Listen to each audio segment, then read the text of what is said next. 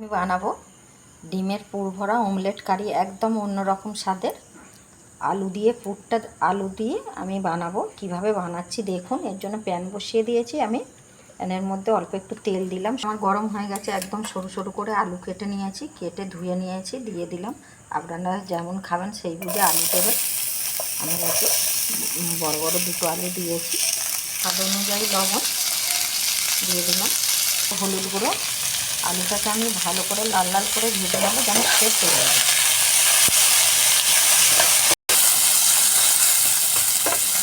আলুটা আমার নরম হয়ে গেছে, লাল হয়ে গেছে। নামিয়ে নিয়ে এবার এটাকে ঠান্ডা করে দিলাম। এর মধ্যে আরেকটু আমি তেল দিলাম।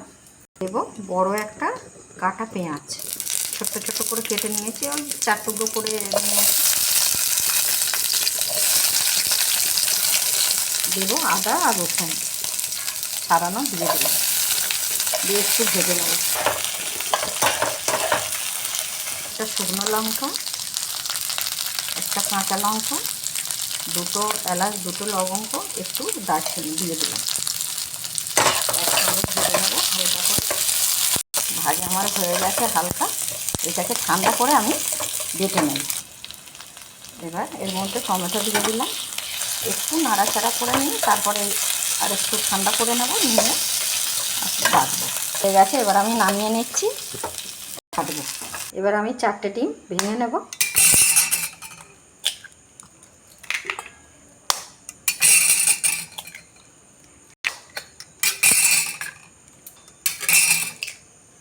ডিমের মধ্যে দিয়ে দেব স্বাদ অনুযায়ী লবণ, গোলমরিচের গুঁড়ো।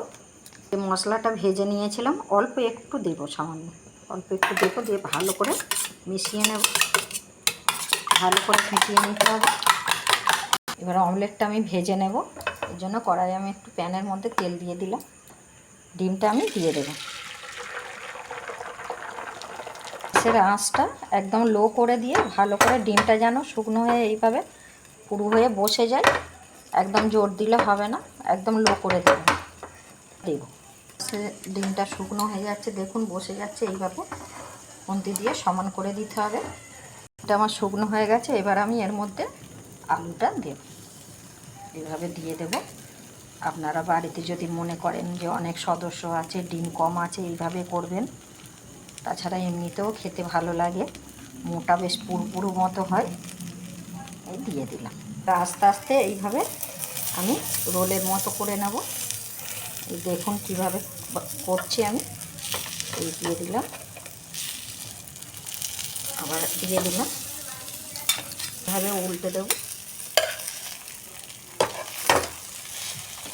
দেখুন কতটা মোটা পুরো মতো হয়েছে। এবার এইগুলোকে আমি পিস পিস করে নেব। এইবার আপনারা যটা পিস লাগবে সেই বুঝে করে নেবেন। আচ্ছা, এবার আমি অমলেটটাকে নামিয়ে নেব।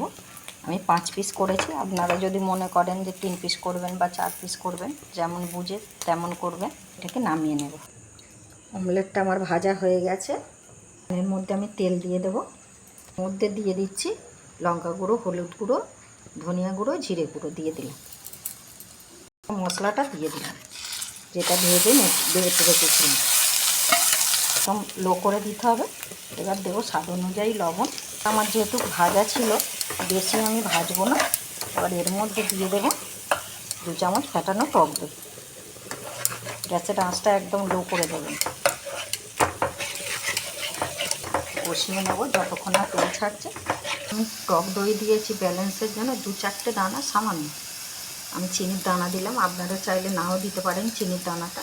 কষানো হয়ে গেছে, দেখুন তেল ছেড়ে দিয়েছে, প্যান থেকে ছেড়ে যাচ্ছে, তার মানে হয়ে গেছে কষানো। এবার এর মধ্যে আমি দিয়ে দেবো মিষ্টি দেওয়া জলটা, আমি দিয়ে দেবো। আর একটু দেবো জল, অল্প জল দেবো। এটা দেখুন ফুটে উঠেছে, টক করে ফুটছে। আমি এবার অমলেটগুলো দিয়ে দেবো। বেশিক্ষণ দিয়ে ফোটালে হবে না, ভেতরে আলুর পুর আছে তো। গ্রেভি খাবেন সেই বুঝে রাখবেন। আচ্ছা, এবার আমি নামিয়ে নেব। হয়ে গেছে আমার আজকের রেসিপি, পুর ভরা অমলেট কারি। আলু দিয়েছি, আলুর পুর ভরা। আপনারা এইভাবে বানাবেন, আশা করি ভালো লাগবে। আর ভালো লাগলে একটা লাইক কমেন্ট শেয়ার করবেন, আর নিত্য নতুন এইভাবে রেসিপি দেখতে পাশে থাকবেন, সঙ্গে থাকবেন। রাখলাম, ধন্যবাদ।